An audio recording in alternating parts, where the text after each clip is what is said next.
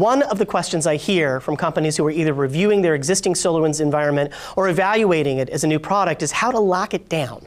Regardless of the security measures SolarWinds has already put into the product, different companies may require some extra modifications. Well, that certainly isn't anything new for the folks in my office. Working in the various departments of the U.S. government means we have to be able to answer a lot of tough and unique questions about security. Which is exactly why I wanted to have you with me on this session. I figured as Chief Technologist, you probably had some security tricks up your sleeve. But before we dive in, I actually want to address one of the questions that came up earlier. Folks who said, I'm not in the government, so what does any of this have to do with me? From my perspective, just because the U.S. government has a very specific set of security needs, it doesn't mean that the techniques we use to lock down SolarWinds products have no place in the private sector. We can look at an organization like NIST to see the impact that government can have in a corporate environment. And the fact that these techniques and standards have been accepted by our partners in the federal space is a great recommendation that should help get them approved for implementation. So let's get started.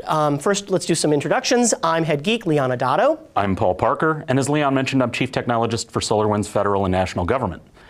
So, where should we begin? I think in the beginning, with installation.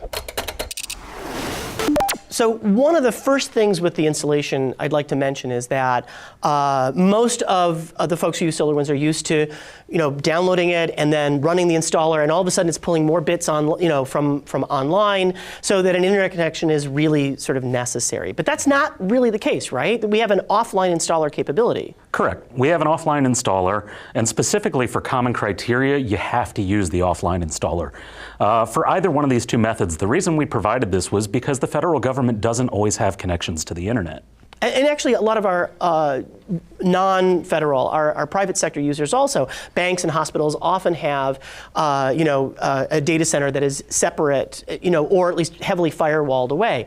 So tell me a little bit about how the offline installer works, right? Does it download all the bits? Like, what does it do? Yeah, it's a complete package installer. So when you go ahead and you launch it, it's going to pop up with all of the products that we have available. You go in there and you will basically just click the checkboxes right next to what you want installed and run through the setup like normal. Okay, so that means that on my internet-connected machine, I download the offline installer. I'd say I want this, this, this, this, this. It's going to pull down the bits and say, all right, here's your package. That's the thing that you throw onto some other media, or you transfer it to a secure server, and you install off of that. Correct. And it is specifically called out in the file name as an offline installer, and even more so with the common criteria as an offline installer -cc. For common criteria. Okay, and we'll get to common criteria in just a minute because I have a lot of questions about that.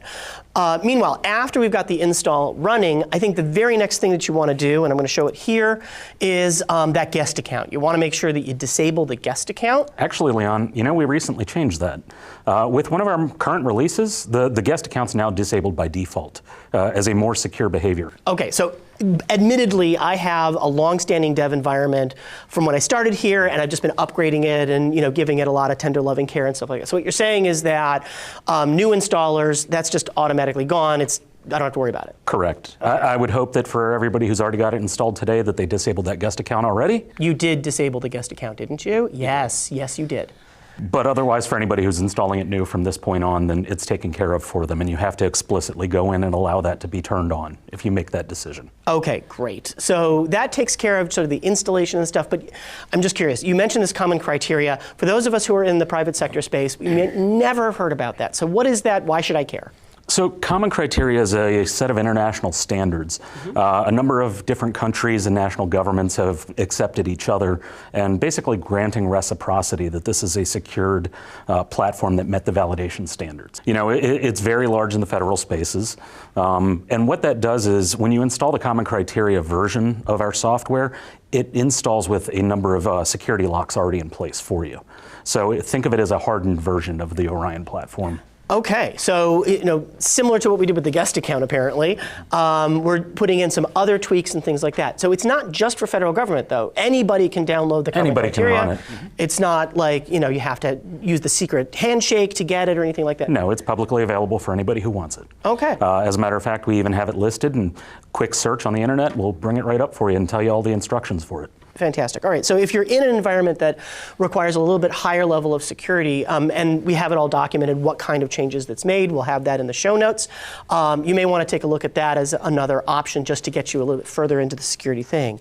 As long as we're talking about logins and things like that, and logins that are disabled, I think a lot of folks inside and outside the federal government are curious about secure login within the Orion environment, that login page itself.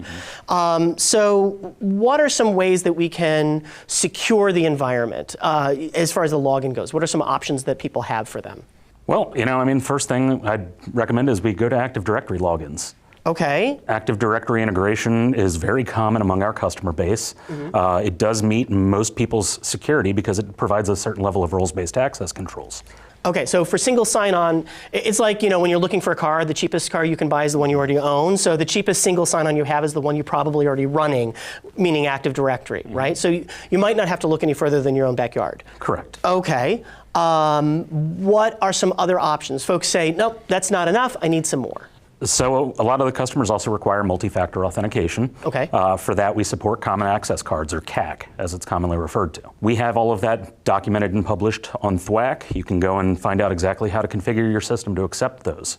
And we'll have that in the show notes also, the instructions on how to do that. So when we say CAC, or Common Access Cards, we mean also smart cards, the ones with little numbers that pop up and things like that. Okay, so we support that. I think that the login option that a lot of folks are curious about is SAML, and specifically SAML 2.0.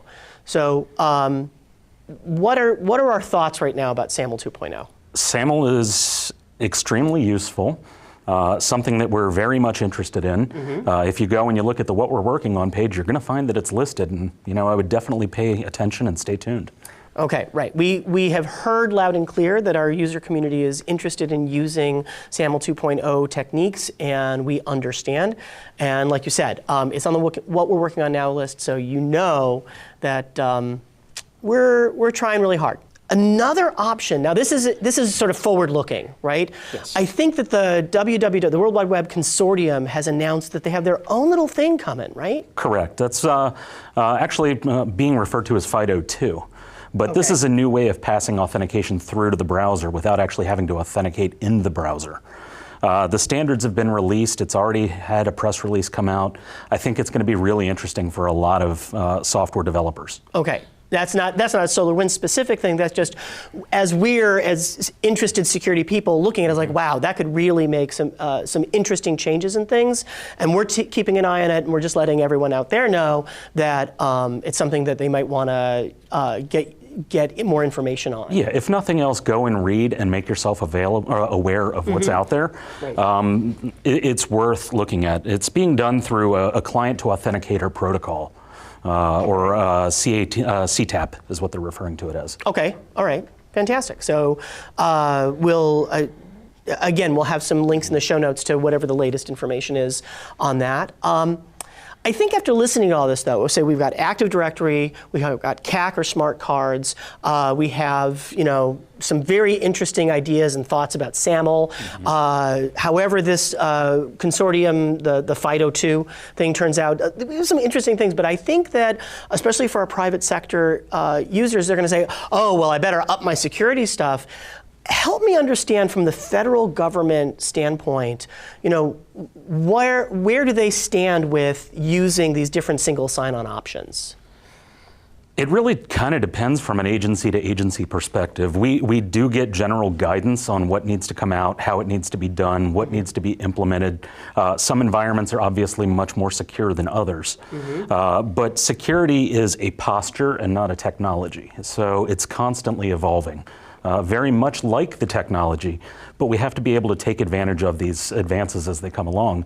And things like that are typically done via policies, via memorandums, and they get pushed down via that method to the individual agency to determine whether it's going to be applicable for them. I like that.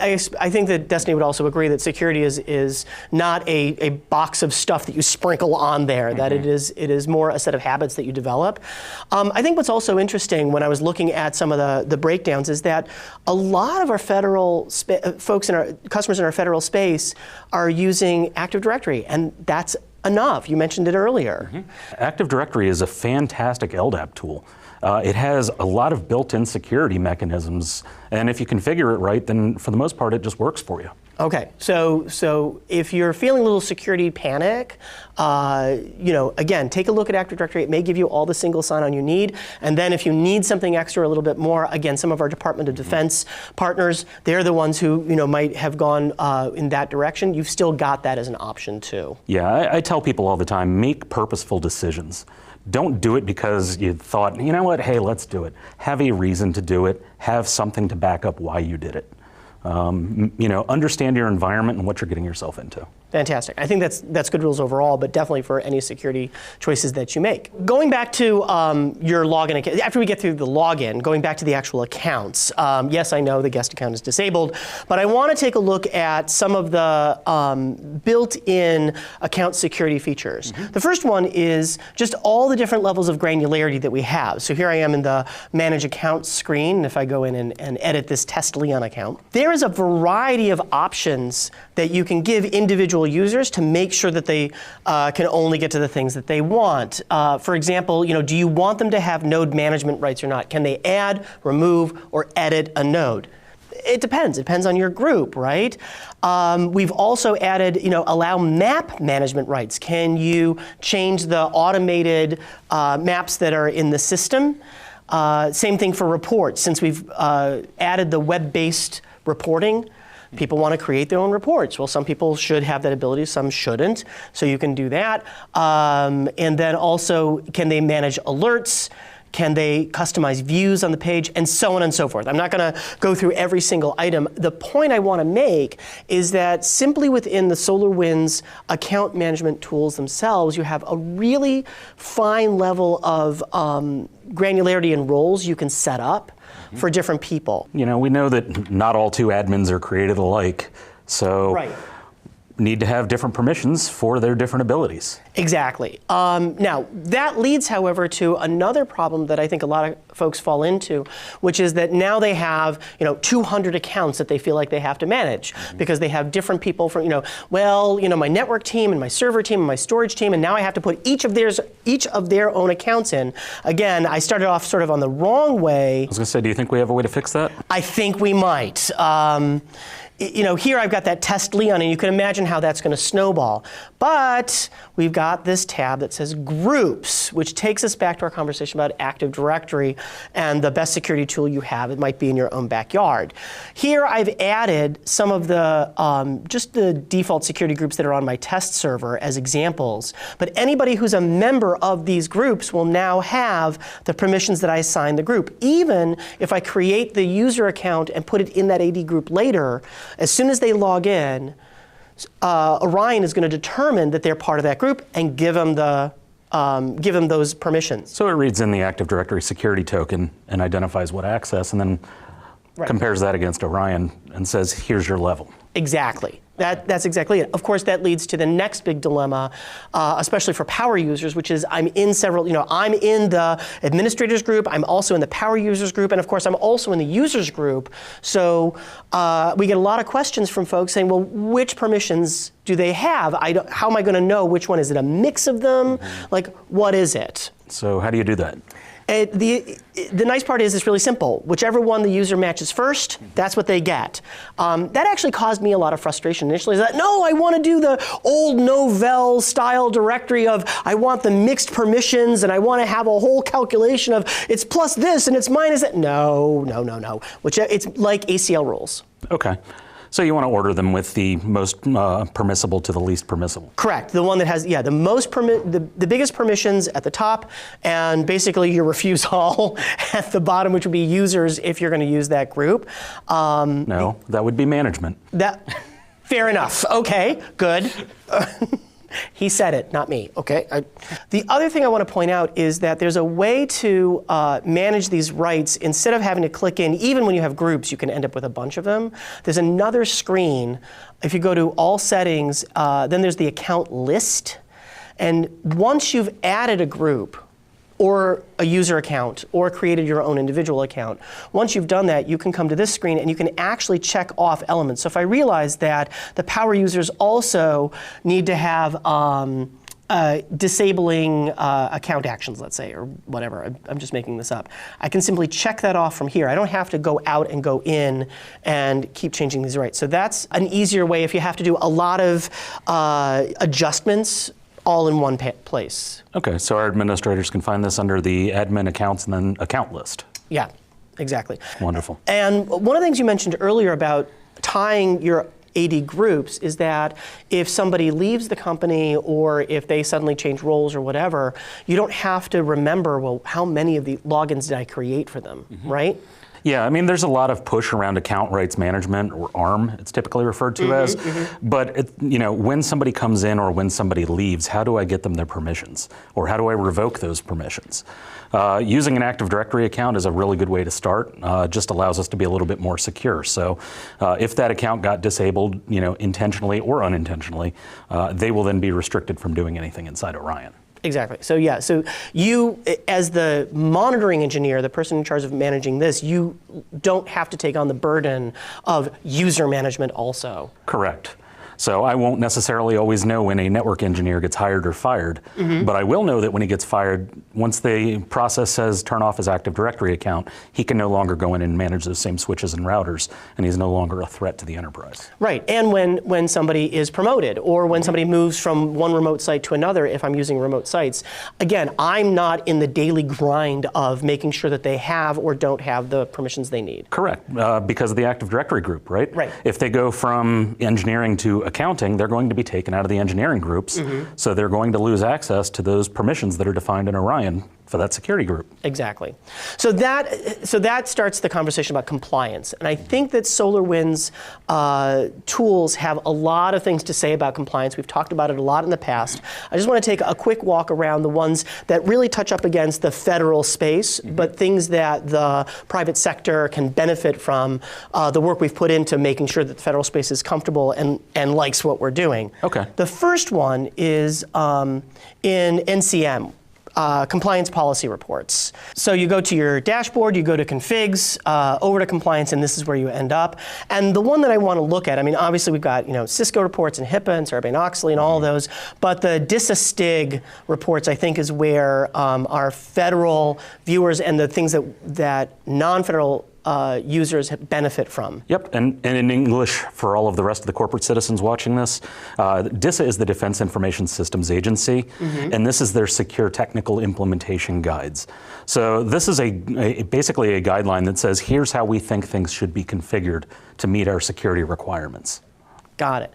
And for folks who haven't had a chance to walk through it, just real quickly here I've got, let's see, I'll take the SSH report. To see where my vulnerabilities may be with SSH. Again, my demo site don't have a lot here, but that's okay because it took a look at the configuration and it tells me I have these warning issues, but I'm okay on this particular SSH violation. And if I'm not sure what that's all about, all I have to do is click the warning box, and it will tell me that it's looking for the pattern IPSSH authentication retries 3 was not found. Now that could be because it's 4 or 7 or it's just not there. But this is the standard that this particular STIG is asking for. And I even have an option to fix it right now if I want to do some remediation. But these are part of the, again, federal government standards. Yes, and one of the things that actually is fantastic about our NCM here is this report tells you that you don't meet the guideline. How do I fix it? We have those templates in there that will allow you to go in and either apply the DISA-STIG, which is typically not recommended because it can be overly secure. In the federal government spaces, you tend to work with your information assurance team. They will give you an approved delta to that baseline STIG policy. Okay. So now we can apply that against all of our, say, layer 2, layer 3 devices. And we could rerun the policy now and see where we meet in relation to that. So this really comes in handy with things like, it's called a CCRI, a Command Cyber Readiness Inspection. Okay. Exactly what it is, a cybersecurity inspection. you can find a way to pass that inspection before an auditor ever comes in and points at it, because you now know that you are compliant, that you have the reports to back up that you're compliant, and you can just hand that to them and make life so much simpler. I was going to say that a lot of us in the private space have had to live through an audit, a security audit, and they can be a little bit challenging. However, I think that I like the idea of getting the Delta report. Can you imagine going proactively out to your audit team and saying, here are the reports I'm matching up against, can you give me the Delta, the approved Deltas, and then a day later come back and say, here you go. Yep. In the days before this, we typically had to run a scan, get a wonderful stack of paper of all of the things that we fail, and then go log into every device individually and change it. Or find the smart guy on the network who could find a way to script anything. Right. You know, again, this is what we're trying to do. We're trying to make it easy. We're trying to make it part of your day-to-day cadence. So there's no reason you couldn't go look at this on any given Tuesday. And again, for the private sector folks, using the DISA-STIGs as a baseline is a great way, because you know that that's a pretty high standard to match up to. So if you're good with those, you're probably good with a lot of other standards as well. Yeah, there's always kind of this adversarial relationship between network engineers and systems engineers and their information assurance team.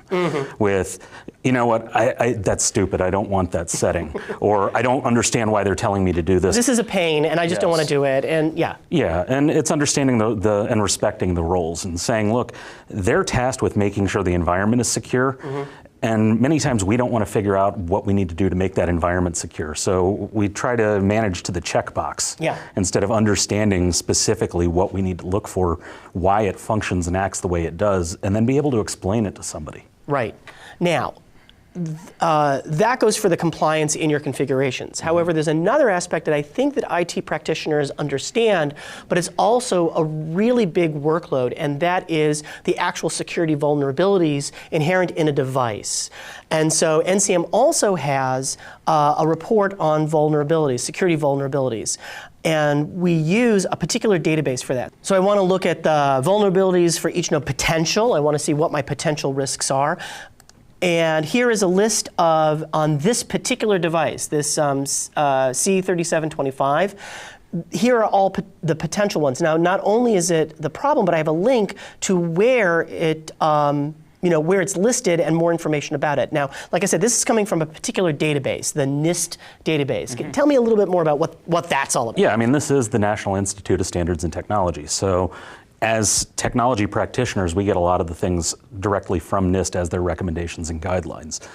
People tend to follow that for password policy as a prime example. Or not follow it for password policy. Right. But the idea here is that I think as IT practitioners, we understand that here's a security vulnerability, but if you just gave me my inventory on a piece of paper or a spreadsheet or whatever and said, now find out where all the vulnerabilities are, and now I'm going to be going through, doing Google searches and things like that, that's just not, it's not scalable. And it's not reasonable. Here, every night we go out, we look at the device list, we look at what the database says, and we bring up a report that you can look at and start to work your way through. And as you can see, these CVE numbers aren't exactly English. They're not, something that you're going to understand easily. So being able to go and understand what it is and what that vulnerability is and whether it applies to you is just as important.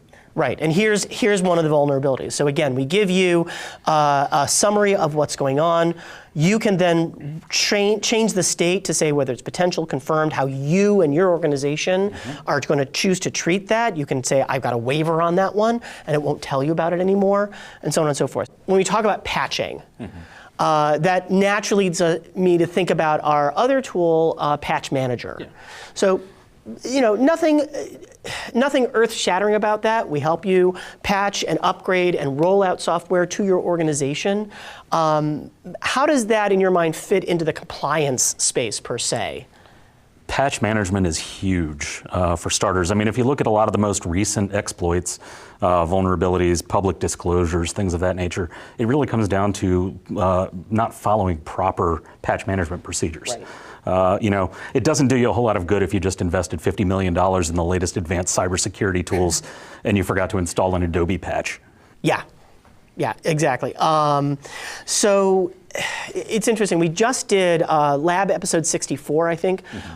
We did a segment, a 20-minute segment on patch management, and one of the main things that came up for me wasn't the technology itself, it was the idea that compliance, especially when it goes to patching, doesn't mean that everything is up to the latest and greatest update. That's fantastic if you can do it, but that's not what compliance means. Compliance means you know what level every one of your devices is at.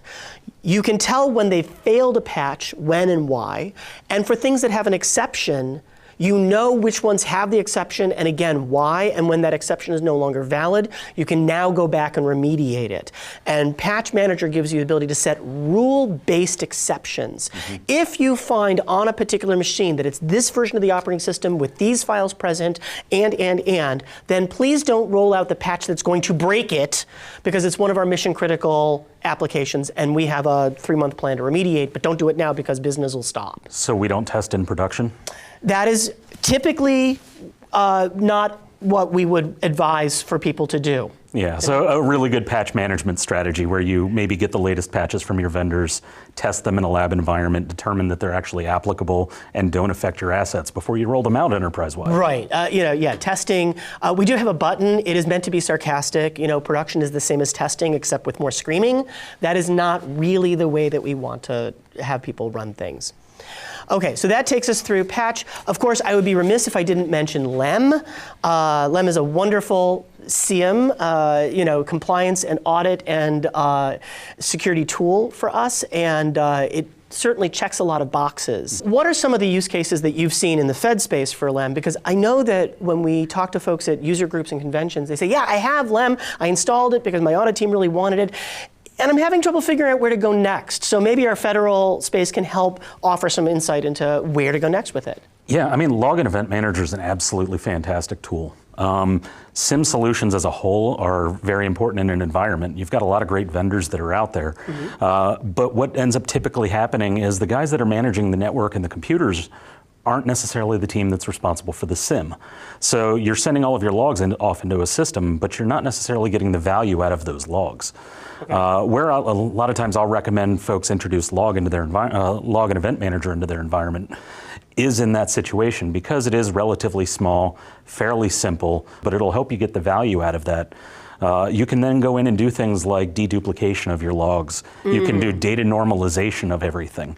And then from that point on, if you're going to send it to your overall larger enterprise SIM solution, where you might be getting charged by the pound, Right. The data that you're taking is no longer just garbage data or data that nobody cares about. It's actually intentional data. Right. You're not making your expensive tool do the deduplication. You're having your more economically efficient tool do it, and you're getting other value out of it. And you have real-time access to it so that you can look at those events or take action on those events as you're looking at your network. Fantastic. And the other advice that we always like to give, again, when we see people at user groups and things, is don't turn every alert on, especially when you're talking about Log and Event Manager, because you're going to overwhelm yourself with things. Turn on 1 or 2 alerts that seem really critical to you, tune them, make sure you're getting the value out of them, and then continue to expand out. That is probably the #1 misstep that a lot of new Log and Event Manager users will do. Okay, so that talks about how we help with compliance, how we help assist organizations become compliant. But I think there's also a question that we get asked about how SolarWinds itself is compliant. That is a very fun one to answer, I will tell you. We spend a significant amount of time and resources just to make sure that these are secure and applicable for all of our federal customers. Okay. That means covering things like FIPS, which is encryption algorithms. So are we leveraging secure encryption policies and techniques? We publish our policy and our stances on that for each of the products. Section 508 compliance, which deals with things like disability affairs. Again, tremendously large in the federal government space. They, as the federal employer, have to absolutely meet all of those standards. So we publish what are called VPATs. They're voluntary product guides that say how those how our software tools and packages apply to folks with disabilities and the requirements for that. Okay. And then, of course, there's things like the Department of Defense Information Network approved product list. So it's a mouthful. It is. It's acronym soup, right? You know, grab a letter from A to Z and pick a few of them. Okay. So what that is, it means that we went in and we did testing and validation and documentation of everything, that the software works to the expected behavior, meets the expected security guidelines, and that it is approved for use on things like Department of Defense networks. Mm-hmm. And that goes back to the point we made right at the beginning of the session, which is that if you're getting pushback in your organization about, well, it has to meet certain requirements, it has to meet certain standards, our SolarWinds products are on these lists, you know, the Department of Defense list, the NATO list, and so on. And we'll have those in the show notes also about how our products rank and which ones have the different approval on different lists. But it's nice to be able to go back to your organization, your auditors, or the approvers and say, look, it's on these lists. So if you have a concern, I think we're okay. Yeah, I mean, if we go back to what we were talking about earlier with common criteria. Common criteria, you know, here for the United States was through NIAP, and NIAP was originally set up as a partnership between NIST and NSA. I'm pretty sure if you go to your boss and you say, look, you know, we're meeting NSA and NIST guidelines, he's not going to look at you and go, wait, it's still not secure enough. Right, hopefully not. Or you're working in a really interesting organization, and you should probably let us know in the chat about that. Okay, so when we were preparing for this, we talked about RMF, and I'd like you to take everyone through RMF, just a little bit procedurally, so that everyone understands what it's about and how it might help them. Sure. RMF is the risk management framework. It's one of the newest things that we have to write towards when we're making proposals to the government. How do we fit into this risk process? Okay. Ultimately, security is gauging risk. Right? You know, when I do this, I introduce a certain level of risk into my environment. So I want to be able to map that. Especially important because while we can talk about it from a SolarWinds perspective, the security assessors have to worry about it for every product that's on the network, and how do they work together, and what is the overall risk generated as a result of that. So that's kind of the idea behind this. As you can see on the screen here with our slide, this is basically a 6-step process. Not everything always applies to every product, but one of the things that we've done to help make things easier for you as a customer is we developed a matrix table of how do we as SolarWinds map to the RMF. What products are applicable and how would you do this? So for example, if you wanted to look at categorizing information systems, you know, here are our products and what features they offer to help you with this RMF. And then finally, aside from the RMF stuff, there's also another NIST. I mean, this is a common theme here, right? They seem to come up a lot. This is 800-171, which is a cybersecurity control. And again, we're talking about how we can help with 800-171. Awesome. I think it's worth taking a minute and talking about the security, not just of the environment overall, but also the sensitive data that we keep within SolarWinds, mostly the logins. There's a lot of credentials that we keep. I bet somebody would love to get a hold of that list. I want to talk a little bit about where that data is, and because folks know a couple of them, but not all of them. So the first one is the Windows credentials that you use for polling and data collection on the node itself.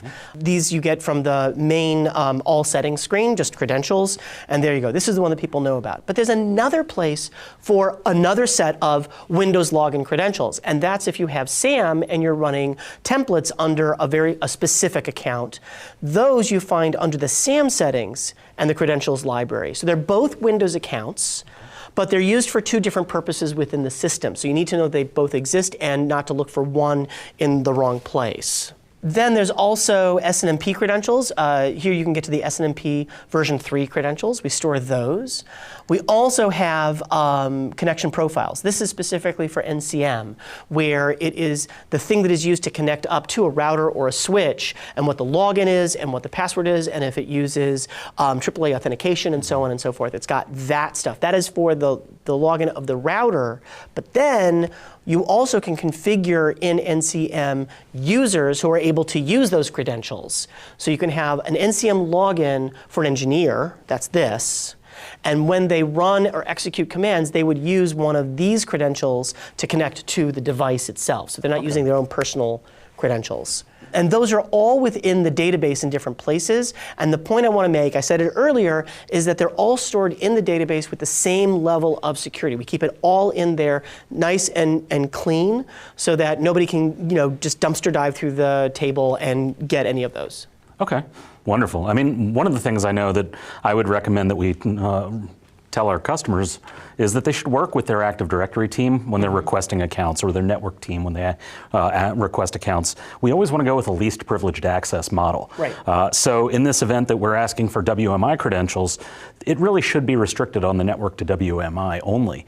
That'll ensure that somebody who has that can't just go log on and impersonate that account and use it to log into systems. Right. So this screen here under the SAM settings, if I'm going to run a template that's going to do a few things using WMI protocols, you can lock it down so, like you said, they can't do other things. Yeah, it's just important to remember and that you can do this with us.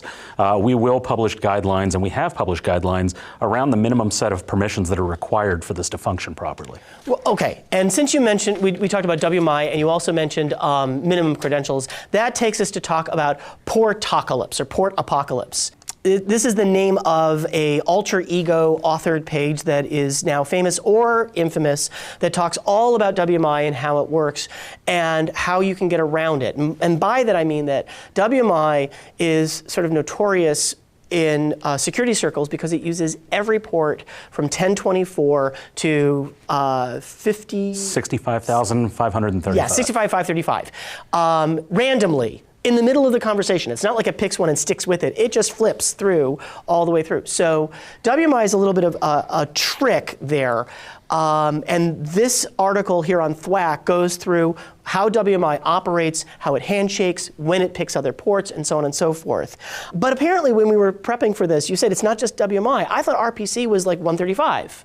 But that's not the case. No, actually, you'll find that all of the different Microsoft services are using dynamic port ranges, and those port ranges are operating system level specific.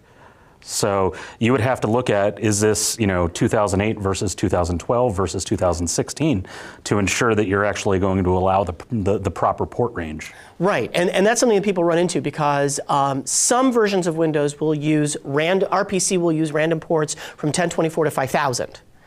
Others will use random ports, I have to look this one up, will use random ports from 49,152 to 65,535. So it depends on which version. And again, in the show notes, we have a Microsoft TechNet article that describes which versions of Windows use which random port ranges, so you can open up the firewall.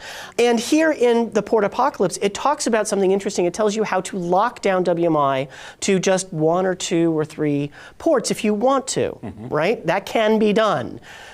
Should it? Probably not. We're modifying the default behavior. Very similar to the way that we could do this with all of the Microsoft services that are out there. Me personally, as long as I'm not the on-call tech, sure, go for it. Right. So yeah, as long as you don't have to deal with it. Seriously, it is possible to lock down WMI, but it is a lot of work. And it opens yourself up to a lot of risk, and so really be very thoughtful about whether or not that's the way you want to go. If you don't want to do that, and again, just my personal opinion is it's not worth the extra effort, then here at SolarWinds we have a few options for you. One is if you have, the problem you're trying to solve is that you need to monitor something through a firewall and you don't want to open up all those ports. So what are some other ways that you can get around it? Well, you can put an agent on that box. And that way you only need to open up a very specific hole in the firewall for a 17,777 and 17,778. It'll automatically communicate through there and you don't have to worry about anything else. The other one is the additional polling engine. If you have a number of devices that are in that other place past the firewall, and you don't want to put agents on each one of them, then you can put the additional polling engine on that other side. It will communicate using WMI there, and then it will forward again through that limited number of ports back to the primary poller in the database, and you can get around that. So that's just a little bit of a way to still keep your security positioning solid, but also not be pulling your hair out trying to manage what is a highly customized environment where you've locked down something that really wasn't meant to be locked down. Correct, and WMI is great and all. I would still encourage everybody to use the agent wherever possible. I mean, we're doing this because we want control, we want management, and we want information. Well, between the two, which do you think is going to get us more of that? Right, exactly. The agent is going to definitely limit our exposure, but also give us the most amount of information. I like that. So having talked about ports, I think the last thing I want to answer for folks is what ports do we use? I mentioned 1777 and 1778, but it's a question that we get asked a lot about, well, I've got these two products and my security team is demanding they know exactly which ports they are, and we've made it really easy. If you go to our Success Center, support.solarwinds.com, you can put in required ports.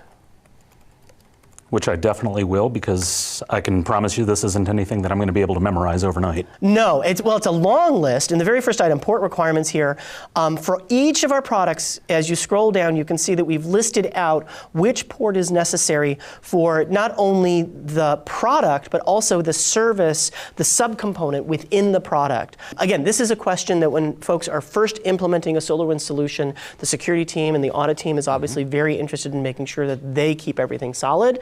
You don't have to reinvent the wheel. You don't have to ask a lot of questions of your sales engineer or anything. We've got it documented. Actually, I could copy and paste this right into the documentation for my security team. Right, and just pick the pieces. Remember, this is all of our products, so grab only the pieces for the modules that you have. You don't want to unnecessarily scare your security team with ports that you're actually not using.